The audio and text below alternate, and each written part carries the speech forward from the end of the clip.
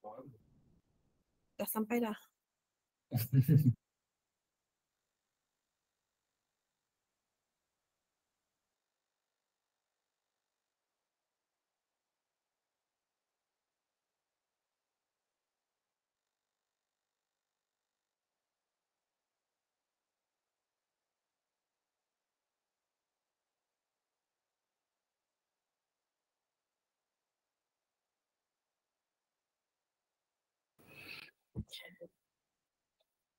Assalamualaikum dan salam sejahtera.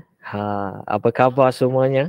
Terima kasih kerana telah hadir untuk sesi saya pada petang ini, iaitu kita akan belajar berkenaan dengan asas trade futures. Okey, sebentar tuan. Kita tunggu beberapa minit lagi untuk kawan kita di sana yang masih lagi tengah queuing.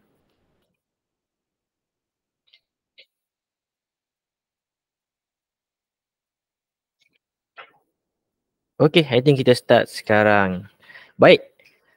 Assalamualaikum dan salam sejahtera buat semua yang hadir untuk sesi kita pada petang ini. Terima kasih kerana bersama saya, masih lagi setia bersama saya untuk mendengar sesi webinar untuk asas trade futures.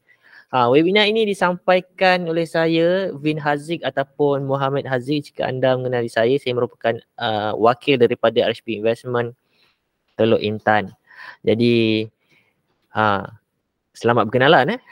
Okey. Share. Yang belum share lagi link saya tadi, share kepada kawan-kawan untuk sama-sama kita mengenal apakah itu futures, apakah itu SCPO, crude oil dan lain-lain. Sebelum saya meneruskan, ini adalah disclaimer untuk webinar saya pada petang ini. Ni boleh bacalah. Alright. Jadi kita teruskan tanpa melengahkan masa, teruskan kepada sesi webinar saya iaitu asas trade futures. Untuk makluman, saya merupakan pemegang lisensi 2 lisensi yang mana saya boleh berurusan untuk equities dan juga untuk futures. Jika anda nak membuka akaun untuk kedua-duanya, boleh juga bersama saya. Okey, baik. Terlebih dahulu, kita pergi kepada kempen daripada RHB Investment yang ada salah satunya saya nak highlight yang mana anda berpotensi untuk memenangi sebuah kereta e-Mini Cooper. Ini kereta elektrik ya. Jika anda trade dengan kami, contoh untuk equities, dengan setiap RM1,000 Malaysia, anda boleh dapat 1 tiket cabutan bertuah. Dan jika nak trade luar negara, dapat 2 tiket.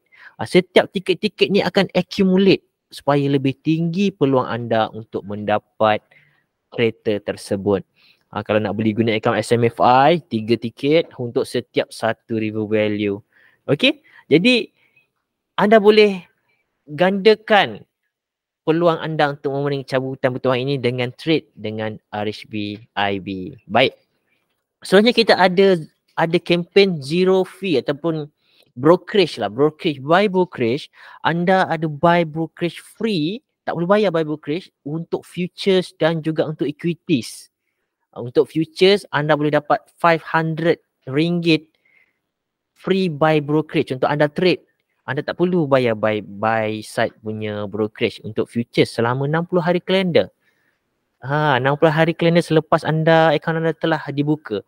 Dan untuk equities pula up to 1,000 value. Cantik kan? Anda trade tak perlu bayar pun buy brokerage. So why not? Cuba trade dengan kita orang dan dapatkan benefit ini. So seterusnya kita juga ada kempen daripada unit trust lah. Basically di sini dah expired, sorry ya. Basically okay. So sekarang ni ini adalah account opening. Jika anda belum lagi ada account opening ataupun nak membuka, contoh anda dah ada dengan broker-broker lain, anda nak buka dengan kami, anda boleh sertakan nama, nombor telefon dan bandar anda. Nanti pihak tim kami akan menghubungi anda ataupun anda boleh hubungi saya nanti. Okey, ataupun hubungi dealer atau remiser anda yang sekarang inilah.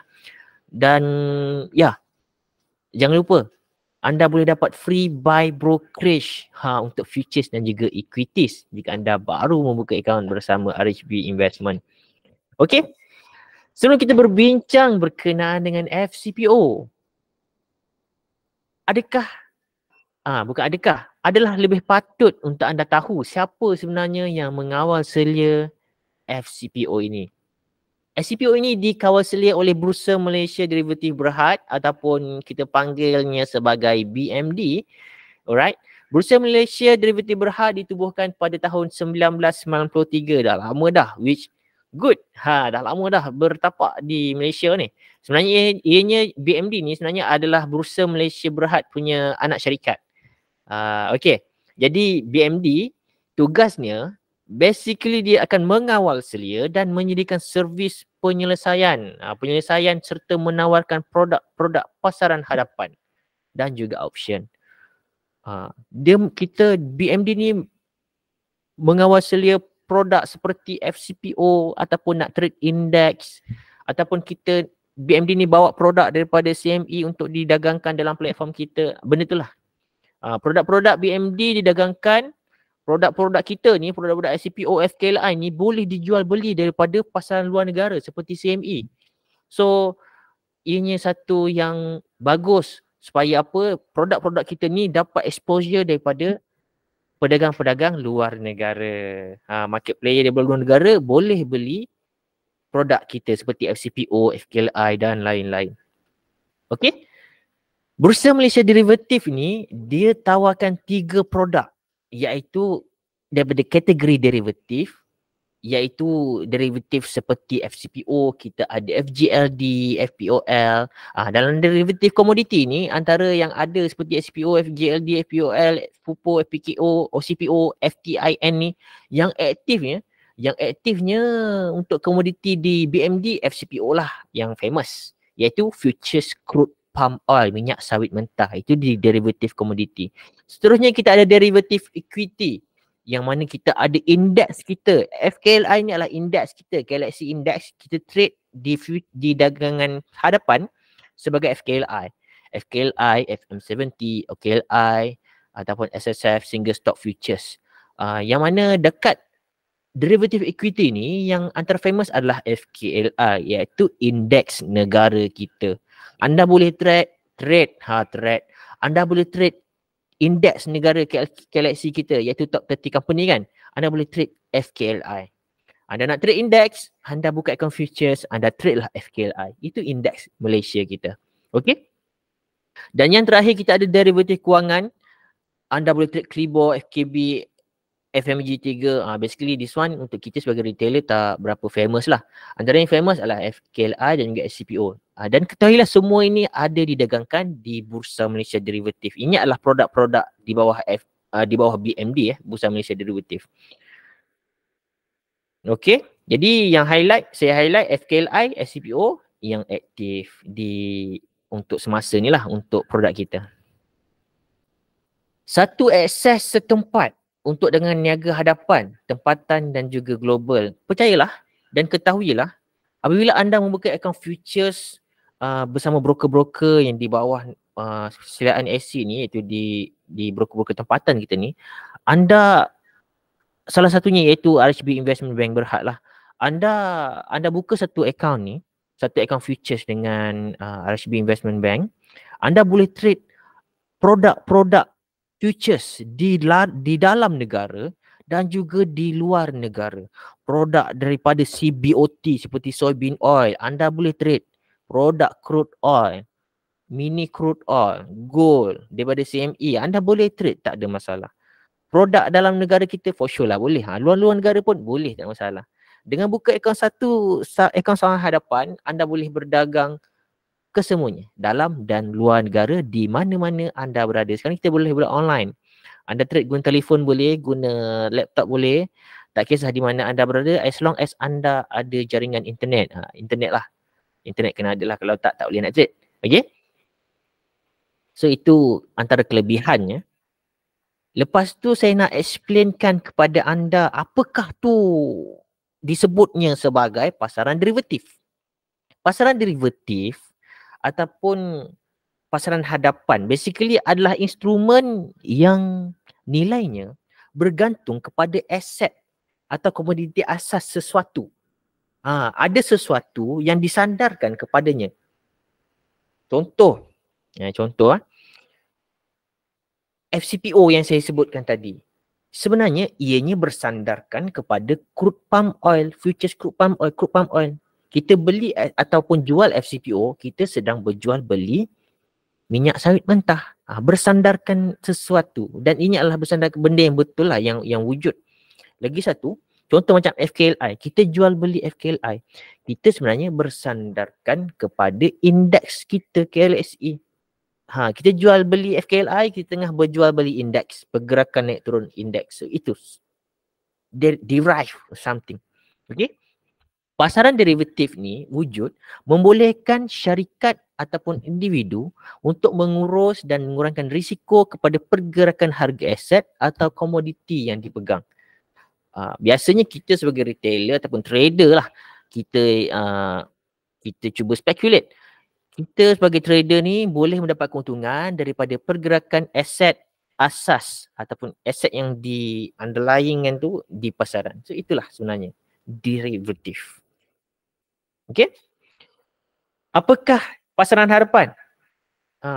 Apakah pasaran hadapan? Kita nak fahamkan term hadapan. Pasaran hadapan ni sebenarnya adalah perjanjian untuk membeli, kita nak beli ataupun menjual sesuatu aset, sama ada tak kisahlah, sama ada komoditi ke ataupun instrumen kewangan seperti FKLI contoh.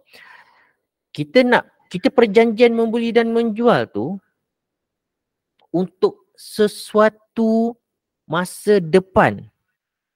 Sesuatu masa hadapan. Bukannya pada sekarang, kita agree this day, on this day, but kita nak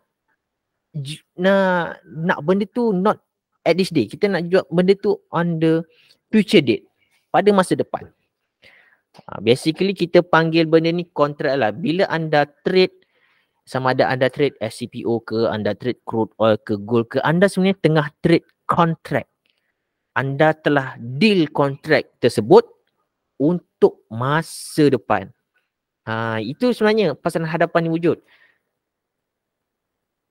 Dan kontrak tu sebenarnya dia ada spesifikasi yang telah ditetapkanlah oleh exchange. Contoh, sebab saya mention ini adalah pasaran yang legit. Sebab apa? Jika anda pergi pengilang sawit lah, anda pengilang sawit. Ini real case, ini benda betul. Anda pengilang sawit. Anda pengilang minyak sawit. Anda nak buat minyak masak. Anda perlukan crude palm oil untuk proseskan minyak tu untuk menjadi minyak masak lah kan. Okey, anda nak membeli minyak tersebut, anda membeli di pasaran hadapan. Anda nak menggunakan, contoh anda pada 3 bulan ke depan, anda nak membeli sebagai pekilang, anda nak membeli 1,000 metrik tan minyak sawit mentah untuk 6 bulan ke depan. Anda anggarkan untuk 6 bulan ke depan ni harga semasa minyak sawit adalah 3,000. Anda anggarkan untuk harga masa ke depan tu mungkin akan jadi 3,500 untuk 1 tan.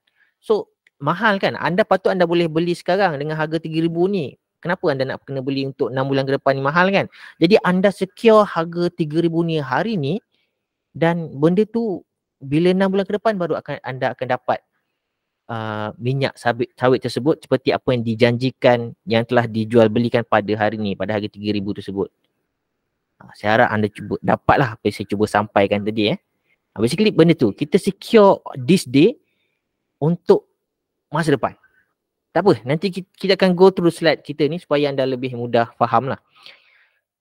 Okey, apakah itu pasaran hadapan? Dari segi maksud itu sendiri, yang mana pasaran adalah satu tempat pertemuan bagi tujuan berdagang antara penjual dan juga pembeli. Okay, market. Itulah ada market. Ada penjual, ada pembeli. Okay, hadapan. Kalau hadapan pula, ialah sesuatu yang akan wujud atau berlaku pada masa depan. Bukan sekarang, tapi masa depan. Siapa yang bertemu di pasaran ni? Siapa yang bertemu? Siapa yang bertemu di pasaran ni secara logik mestilah ada pembeli, ada penjual. Jadi pertemuan antara pembeli dan juga penjual itu yang akan ada di pasaran. Okay, apa tujuan mereka nak berjumpa ni? Apa tujuannya? Semestinya adalah untuk berurus niaga. Dan juga berdagang. Dia orang tak ada bertemu saja, demo tak ada temu saja demo ni. Demo mestilah sama ada nak beli atau nak jual sesuatu item tu. Contoh. Contoh kita pergi pasar beli ikan dan kita pun berurus niaga lah dengan penjual ikan. Jika kita nak beli, baru kita tukarkan duit kita dengan barangan penjual kan. Sekiranya kita rasa harga, contohlah ikan, kedai ikan tu ditawar 1 kilo ikan kembung RM RM20. Anda kata alamak mahal lah pakcik, dapat 1 kilo tu RM10 je lah, boleh tak? Pakcik tu tak setuju, anda pun macam tak boleh nak bagi RM20 kan, anda pun tak jadilah beli. Jadi perjualan tu tak terjadi. Dia jadi bila dua-dua tu sama agree, sama setuju dengan harga yang dinyatakan, barulah perdagangan tu berlaku. Faham? Faham ke faham? Harap faham lah Jika tak faham nanti boleh tanya di Q&A nanti. Okey, hadapan tu apa? Hadapan ataupun futures memberi maksud sesuatu yang wujud untuk masa depan. Kita andaikan setelah sesuatu urus niaga tu dah berlaku. Sesuatu urus niaga tu dah berlaku. Apakah sesuatu yang dimaksudkan? Sesuatu yang dimaksudkan ialah perjanjian yang mana wujudnya perjanjian tersebut untuk urus niaga yang dipersetujui hari ini untuk berlaku pada masa akan datang. So itu hadapan. Seperti yang saya mention sebelum ni, kita deal hari ni pengeluaran minyak tu deal hari ni untuk settlement on the 3 months akan datang, 6 months akan datang, depends penyajian apa yang telah dipersetujui. Okey, contohlah andaikan kata sekarang ni bulan Jun. Andaikan sekarang ni bulan Jun 2023. Ni saya bagi contoh lagi sekali supaya anda jelas. Pembeli adalah pekilang membuat minyak masak berasaskan minyak sawit. Pembeli, kita ada pembeli. Jadi untuk pekilang membuat minyak masak, pekilang buat masak ni, iaitu pembeli ni, memerlukan minyak sawit mentah FCPO, crude palm oil. Jadi pembeli ni nak membeli 1000 metrik tan CPO pada harga 3500 metrik tan. Okey, kita ada pembeli yang nak membeli 1000 metrik tan CPO pada harga 3500 per metrik tan. Okey, pembeli ni dia akan berurus niaga dengan penjual. Okey, kita ada pembeli kita ada penjual. Belah kanan saya, tangan kanan saya adalah penjual SCPO. Sekiranya ada penjual yang bersetuju dengan harga dan kuantiti yang diminta oleh pembeli ni, transaksi itu akan berlaku. Dan di bahagian terakhir perjanjian ni adalah apa yang sangat penting untuk pasangan hadapan, iaitu dikatakan mereka bersetuju yang urus niaga ni akan diselesaikan pada 15 September 2023. Sekarang ni pada bulan ni, sekarang ni anda tengok pada bulan Jun 2023. Contohlah sekarang Jun 2023. Perjanjian ni dipersetujui untuk diselesaikan pada 3 bulan akan datang, iaitu September 2023. Bermakna urusan pertukangan barangan, iaitu minyak tu, pihak penjual akan hantar pada 15 September tu nanti. Dan pihak pembeli akan dapat pada 15 September tu nanti. Tapi dia dah deal pada masa sekarang. Itu futures ni. Dia deal hari ni, benda tu akan datang.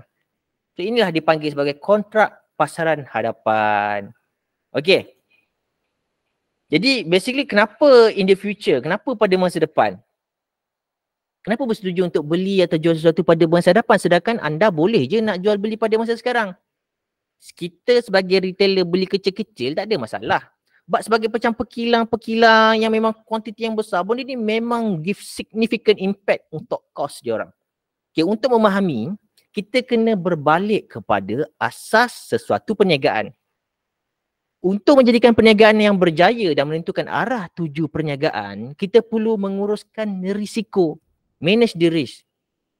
Pembeli dan penjual yang deal hari ni, semestinya mereka dah predict dah untuk masa depan, benda tu mungkin akan jadi lagi murah atau mungkin akan jadi lagi mahal.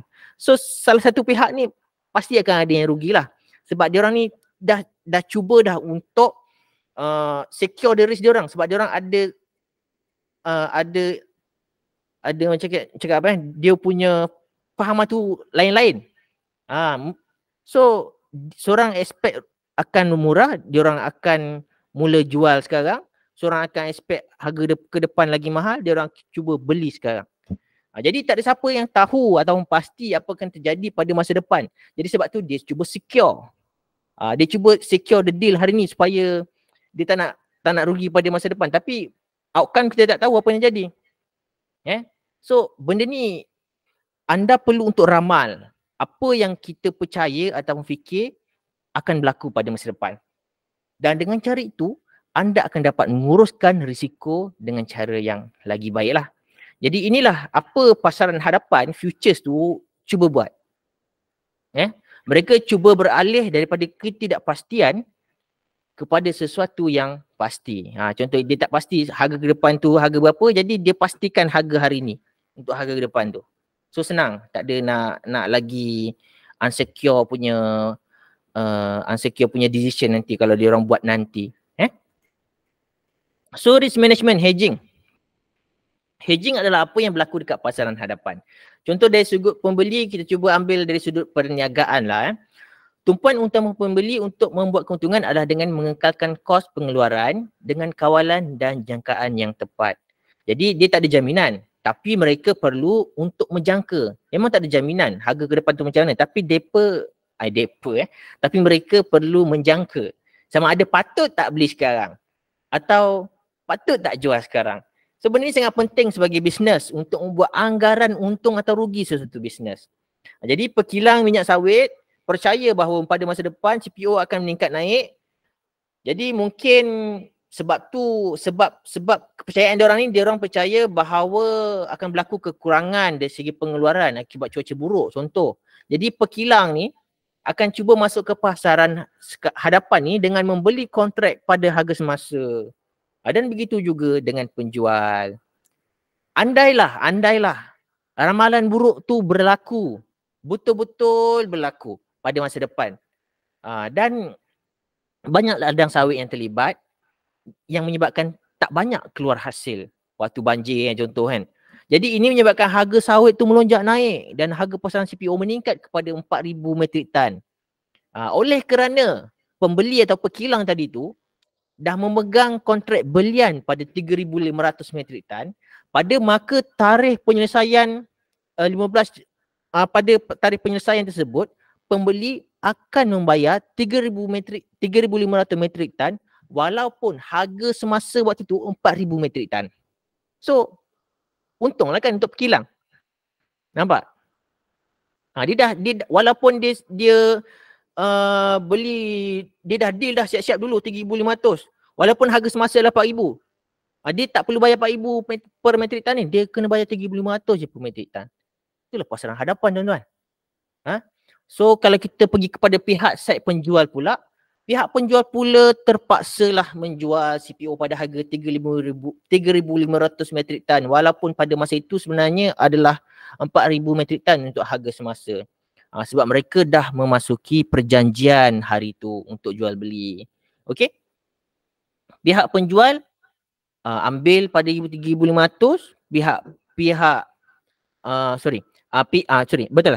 penjual terpaksa menjual pada harga 3,500 kepada pembeli atau pekilang tadi tu. Nampak? Dia ada satu side yang memang akan rugi, satu side akan untung lah. Benda ni memang akan terjadi dalam futures. Alright? Tapi tak ada siapa yang tahu siapa yang akan betul akan rugi. Semuanya adalah bergantung kepada probability. Kita tak tahu masa depan tu apa yang akan jadi. Sebab tu dia akan cuba secure sekarang. Secara praktikal benda ni, hedging ni adalah tonggak kepada pasaran hadapan. Dekat sini jika untuk SCPO, kontraknya adalah secara physical settlement lah. Okay. Hakikatnya sebahagian besar daripada mereka ini yang buat hedging secara betul-betul real hedging ni, yang pekilang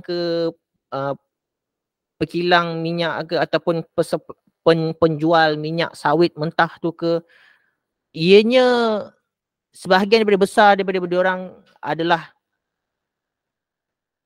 bukan pengeluar ataupun pekilang, macam nak cakap sebahagian yang menggerakkan market, sebahagian yang menggerakkan market market ni sebenarnya adalah bukan dari pengeluar ataupun pekilang yang memerlukan barang tersebut. Sebenarnya yang cuba menggerakkan market ni kebanyakannya adalah investor ataupun speculator lah, trader. Yang mana sebab hedger ni dia tak masuk tiap-tiap hari. Dia masuk certain keadaan je, certain masa je. Yang bergerak hari-hari ni untuk movement kecil-kecil ni kita sebagai speculator ataupun investor ni. Sebab kita tak ambil secara physical settlement lah. Kita cuma berdagang pergerakan harga sahaja. Pasaran hadapan secara rumusnya, kontrak hadapan adalah kontrak standard yang didagangkan di BMD ataupun mungkin ada foreign exchange seperti CME. Seseorang, kita sebagai trader boleh membeli atau menjual kontrak dengan mendeposit sebahagian modal. Kita panggil collateral, kita panggil margin lah. Kita panggil margin, margin atau modal ni deposit ke dalam account trading anda, account trading broker niaga hadapan. Sebagai contoh, anda deposit kepada RHB Investment Bank, baru anda boleh membeli atau menjual kontrak. Semua keuntungan dan kerugian dagangan akan dikreditkan ataupun didebitkan ke dalam akaun anda setiap hari. Maksudnya kalau anda untung atau rugilah, anda nak deposit withdraw, seterusnya lah anda boleh buat demikian. So, spesifikasi kontrak pula adalah menentukan apakah produk tersebut, bila produk tersebut boleh didagangkan, bagaimana dan sesuatu kontrak itu diperdagangkan sama ada physical settlement ke ataupun cash settlement. So dalam sesuatu kontrak yang kita trade sebenarnya ada spesifikasi yang ditetapkan lah. Bagi contoh, satu tik pergerakan mewakili RM25 ke, mewakili $10 ke, $6 ke satu tik pergerakan untuk per lot. So sebenarnya benda tu telah disettingkan, telah ditetapkan oleh pihak exchange. Pihak exchange, sama ada exchange CME ke, exchange Bursa Malaysia Derivative ke, semua tu telah ditetapkan. Jadi apa spesifikasi kontrak hadapan? Ada pelbagai ciri yang ada, iaitu underlying instrument, aset asasnya, produk tersebut bersandarkan kepada apa. Lepas tu size kontraknya berapa. Kita ada berapa minimum fluctuation. Setiap pergerakan tu berapa rendah dia boleh pergi. Maksudnya gandaan berapa banyak.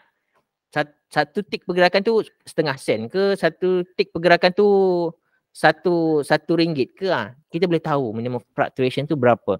Lepas tu kontrak man, ada kontrak man apa, bila didagangkan, trading hours ni, lepas tu daily price limit and position limit, maksudnya ada limit dia ke, lepas tu hari terakhir didagangkan bila benda tu dah tak boleh dagangkan, lepas tu ada contract grade dan nak delivery tu di mana, contoh macam CPO ke crude oil ke, tu nak delivery kat Port Klang ke dekat mana, sekian port yang ada lah. Ini untuk hedger lah. Okey, contoh macam bagi FCPO, setiap satu lot, ini dia punya contract certification, spesifikasi kontrak. Setiap satu lot untuk FCPO, kontraknya adalah mewakili 25 metrik tan. Dan setiap satu lot, pergerakannya adalah satu tik. Satu tik sebenarnya adalah mewakili RM25. Dia minimum pergerakan RM1. Ianya adalah gandaan RM1. Jika anda tengok SCPO, dia kadang jadi RM4,000. Nilai RM4,000 jadi RM4,001, RM4,002, RM4,005. Dia sebenarnya adalah pergerakan satu tik ataupun RM1. Gandaan RM1 dia boleh bergerak. Jadi anda boleh trade untuk spot month, 11 month, kemudian lepas tu anda ada bulan yang ada bulan yang tak ada. Senang cerita, setiap bulan anda boleh trade lah untuk SCPO ni. Dan untuk FCPO, satu tips yang aktif, untuk SCPO kontrak aktif adalah 3 bulan ke depan. Anda boleh kira lah 3 bulan ke depan. Ataupun anda boleh je tengok dekat TradingView, FCPO 1 itu adalah mewakili untuk active month lah. Anda kena tahu jika anda trade nanti di platform, month mana yang anda kena lihat. Kena trade. Sebab anda kena trade month yang aktif, bulan yang aktif, supaya lebih mudah untuk jual dan beli dan tiada gap yang besar. Trading hours untuk SCPO ni kita sekarang dah boleh trade sampai ke malam. Dulu pagi petang sahaja dan masanya pun ada berubah sedikit lah. 10.30 ke 12.30 untuk sesi pagi. Sesi petang boleh trade daripada 2.30 ke 6 dan malam pukul 9 ke 11.30.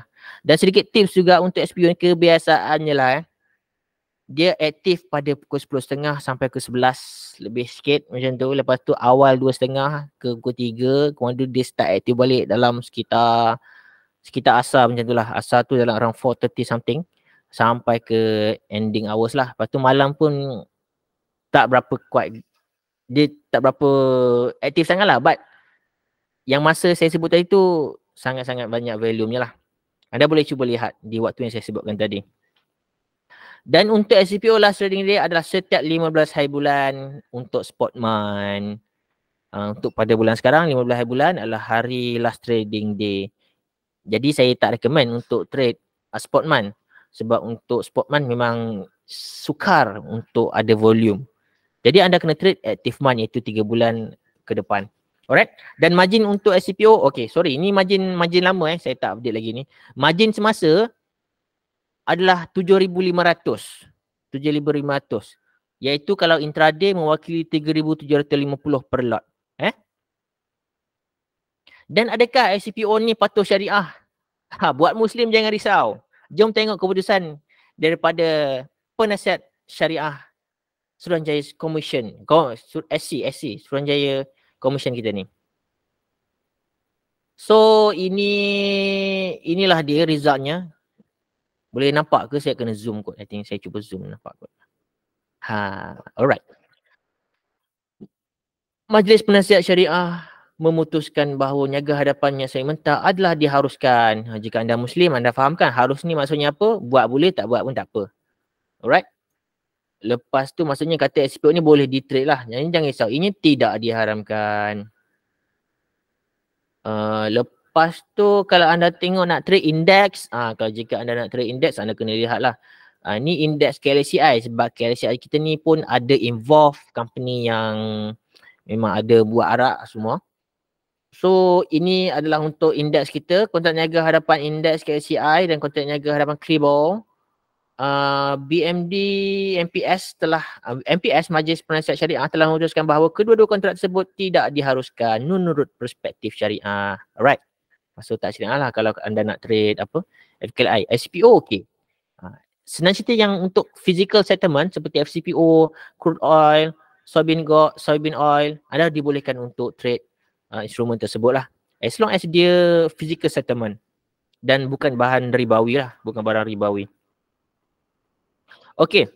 Kemudian kita move on kepada margin dalam futures trading. Margin sebenarnya kita boleh sebut sebagai wang cagaran ataupun deposit yang macam saya mention tadi. Kebiasaan ni margin adalah sekitar daripada 2 ke 15% daripada nilai sebenar suatu kontrak. Margin ini ditetapkan oleh exchange ataupun clearing house berdasarkan risiko dan juga volatility untuk setiap instrumen.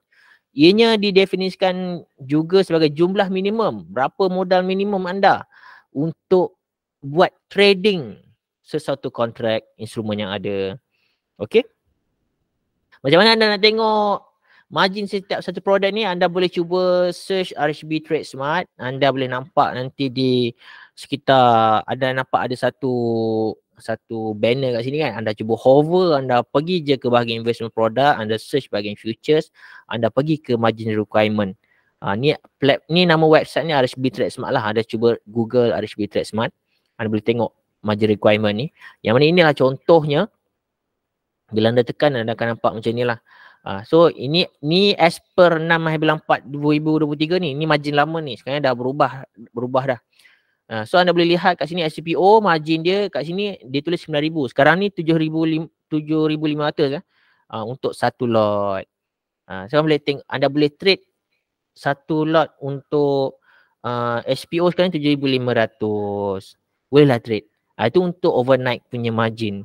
Kalau macam half margin kita boleh dapat dalam around 3,750 ringgit sahaja untuk trade intraday.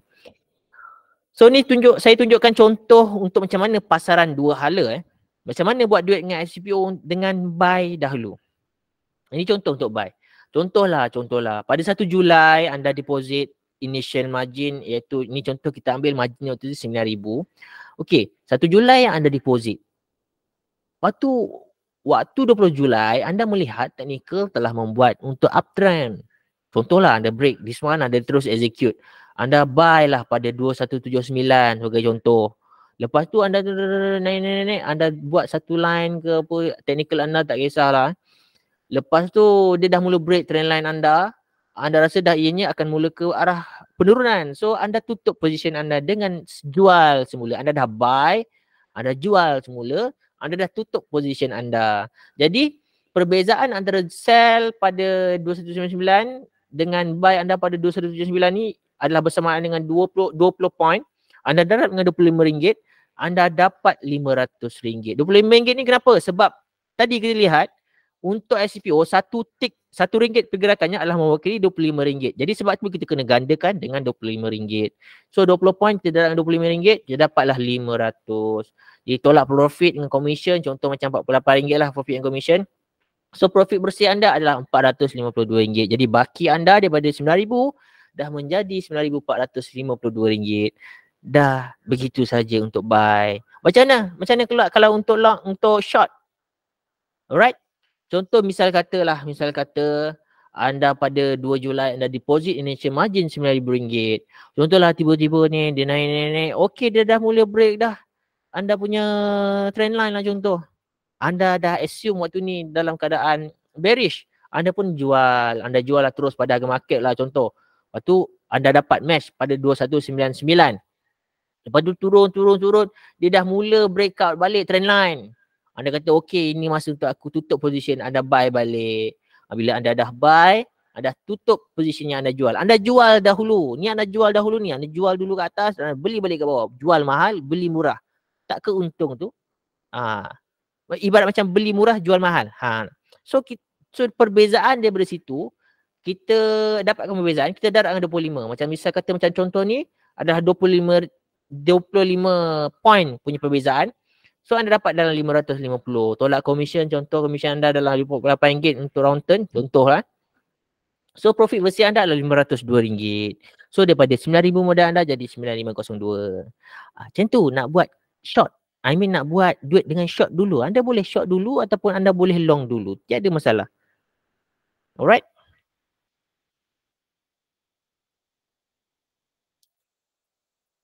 Okay. Basically siapakah players? Trader untuk SCPO ni macam saya mention tadi, ianya boleh jadi hedger. Hedger ni salah satulah yang mana dia orang memang ada involve directly dalam SCPO ni. Komoditi ataupun instrumen dia ada jual beli sesuatu ataupun dia nak buat hedging. Dia memang akan involve dalam benda ni. Lepas tu local participant ataupun pedagang runcit, itu macam kita lah. Kita cuma nak ambil risk, kita cuma individu yang nak trading pergerakan harga dia saja. Kita tak nak ambil secara fizikal ataupun yang kita tak nak ambil benda tu betul-betul. Kita cuma nak buat duit dengan hanya pergerakan sahaja. So kita buat duit dengan waktu dia bergerak, waktu tu lah. Kita tak menunggu sehingga tamat kontrak. Sedemikian. So ini kita juga ada pemain institusi yang mana diorang ni ada mengurus dana ataupun syarikat insurans ke, institusi kewangan ke dan lain-lain lah. Jadi untuk buat trading, apa yang anda perlukan sebagai asasnya sebelum anda betul-betul nak involve dalam futures ni, anda mestilah ada trading plan. Anda predetermine, anda cuba kena pasti setup anda.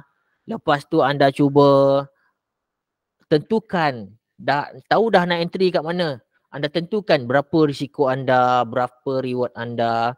Bila dah anda buat strategi untuk entry tu kat mana, anda exit tu kat mana. Lepas tu kalau nak re-entry tu kat mana, anda kena buat. Lepas tu anda kena tahu objektif anda buat trade ni. Anda nak dalam profit mingguan berapa banyak, profit harian berapa banyak. Lepas tu make sure it is relevant. Dia bukannya sesuatu yang mustahil untuk dicapai lah. Mestilah, apa orang cakap tu, sesuatu yang masuk di akal lah kalau benda tu untuk capai. So this one, kena ada objektif. Lepas tu barulah anda boleh buat penutupan trade, iaitu close the trade gitu. So trading plan memang kena adalah cantik. Apa yang anda kena buat juga adalah untuk record setiap trade anda, screenshot sebelum, screenshot selepas, apa jadi. Lepas tu kalau anda dah buat forward test, anda cuba postmortem. Sekian berlaku, apa yang jadi, screenshot semasa, screenshot kemudiannya macam mana. Itu memang kena maintain trading journal, memang kena ada. Dan bila anda dah trade pada minggu tu, anda memang perlu membuat review, catatan. Anda kena buat sesuatu yang orang lain tak buat, anda kena buat untuk terus berjaya. Lepas tu anda cuba re-evaluate, re-strategize. Bukan re-evaluate, ni re-evaluate. Saya tertinggal E kat sini. Re-strategize. Maksudnya kadang-kadang teknik anda mungkin akan perlukan sedikit tuning bergantung kepada sentimen semasa. Bergantung pada cara pergerakan semasa. Dia berbeza-beza. So lama-lama jika anda dah tengok market ni, anda akan faham lah. So sama ada risk ataupun profit. Yang mana lagi satu lagi penting? Risiko ke profit? Apa bisnes sekalipun, risk akan wujud dulu. Dengan adanya risk, baru akan adanya profit. Jadi risk dan profit ni dia berkait rapat tentang pengurusan kewangan. Dalam pengurusan stop loss, take profit, benda ni kita panggil sebagai risk and reward lah. Anda guna teknik apa sekalipun, anda dapat kawal dua benda ni, anda boleh maintain dalam business trading ni. Anda perlu tahu profitability rate anda untuk setiap teknik yang anda gunakan, dan anda kena gabungkan dengan risk reward management. Okay. So far okay semua? Ada sebarang soalan? Jangan malu-malu, jangan segan-segan. Saya tengok chat. Ada chat tak? Tak ada. Oh, jom saya share. Saya ada buat sedikit buku lah. So, jom. Saya tunjukkan anda contoh support and resistance. Saya zoom sikit. Saya explain secara ringkas lah untuk anda. Mungkin anda kat sini mungkin ada yang baru-baru menyertai, baru-baru kenal berkenaan technical analysis kan. So, jom saya tunjuk apakah itu support and resistance. Support and resistance ataupun SNR adalah satu paras harga yang digunakan oleh trader untuk mengenal pasti pergerakan naik turun harga di carta. Support and resistance ni mempunyai dua jenis, iaitu sama ada jenis statik ataupun jenis dinamik. SNR jenis statik, kejap. Okey, SNR jenis statik adalah merupakan satu garisan yang dilukis berpandukan harga lepas yang mempunyai pantulan harga yang jelas bagi menahan harga bagi terus turun. Ataupun untuk daripada terus naik. Dia pantul balik. Lepas tu dia cuba break. Lepas tu dia ni kat sini dia cuba pantul balik ke atas. Ni jadi support, jadi resistance. Benda ni support SNR statik ni boleh dilukis secara melintang ataupun secara condong. Condong ni kita panggil sebagai trendline lah. Ni contoh support trendline. Okay. Dapat Sekejap. Okay, contoh. Satu lagi adalah SNR dynamic. Okay. SNR dynamic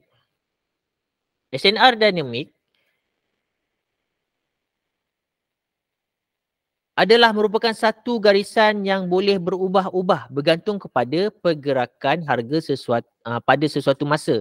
Garisan ini, SNR dynamic ni akan terhasil dengan sendiri melalui indikator yang digunakan.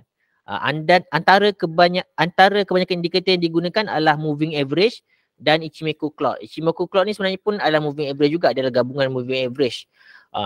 Indikator seperti moving average ataupun Ichimoku clock ni dapat memudahkan trader bagi menentukan pergerakan sama ada bullish ataupun bearish.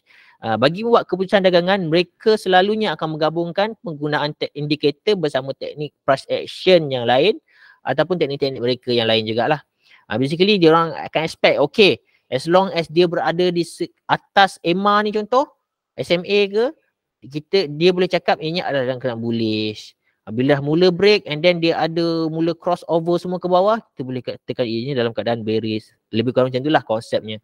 Ini support and resistance yang dynamic, dia boleh berubah.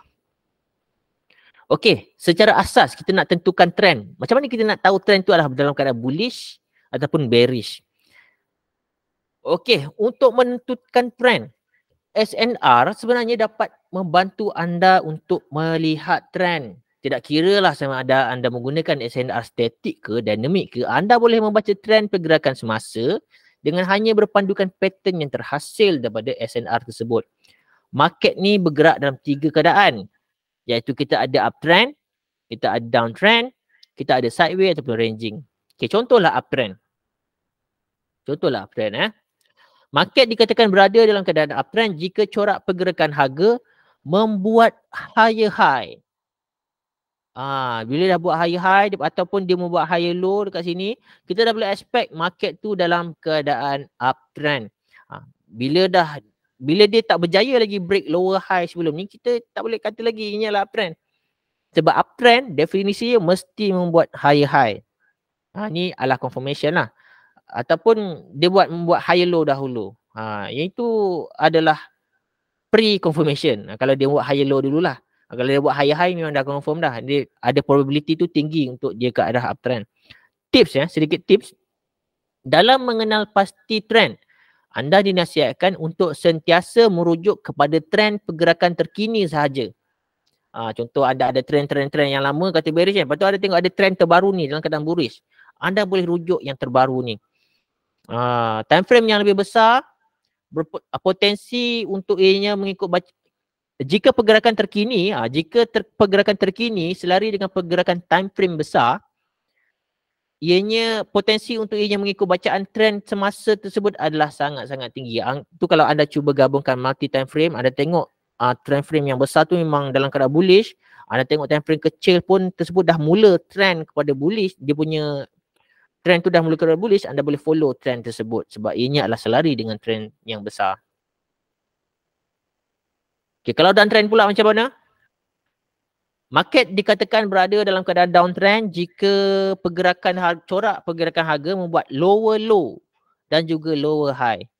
Contoh dalam keadaan uptrend kan, dia buat high high, high low, high high. Lepas tu dia dah mula break dan membuat lower low, kita boleh katakan ianya dalam keadaan downtrend. Sedikit tips, anda perlu ingat bahawa confirmation trend akan berlaku apabila wujudnya pembentukan struktur lower low bagi downtrend. Ataupun macam tadi macam uptrend, dia kena at least sekurang-kurangnya kena membuat higher high. Nampak So tips dekat sini lah. So adakah anda tahu bahawa anda juga boleh mengesan tanda awal untuk trend semasa berubah? Jawapannya adalah ya. Anda boleh lakukan. Nampak ke tak nampak? Ya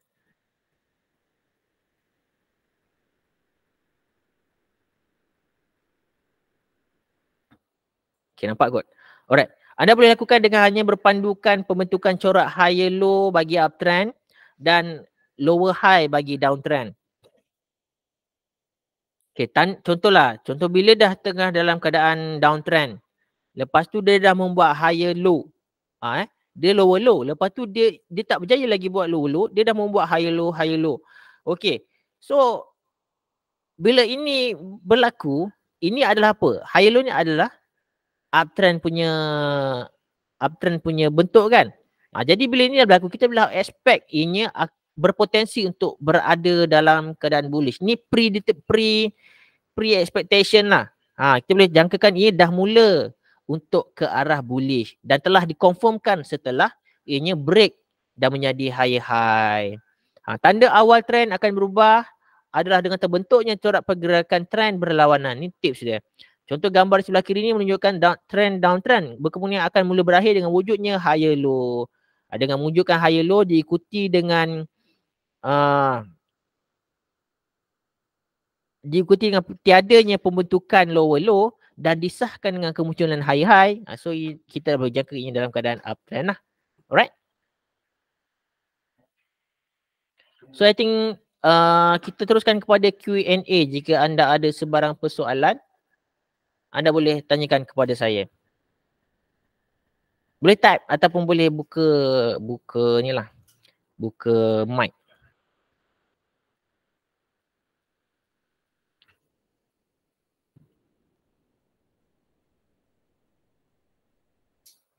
I think should be okay, tak ada masalah. Jika ada sebarang persoalan, insyaAllah, just let me know. This is my number. Boleh inilah, boleh tekan. Save Hasvin Haziq, send me a message. InsyaAllah nanti saya akan respon soalan-soalan anda. Okay? Hingga bertemu kembali di webinar saya akan datang. Jangan lupa join. Assalamualaikum dan salam sejahtera. Terima kasih.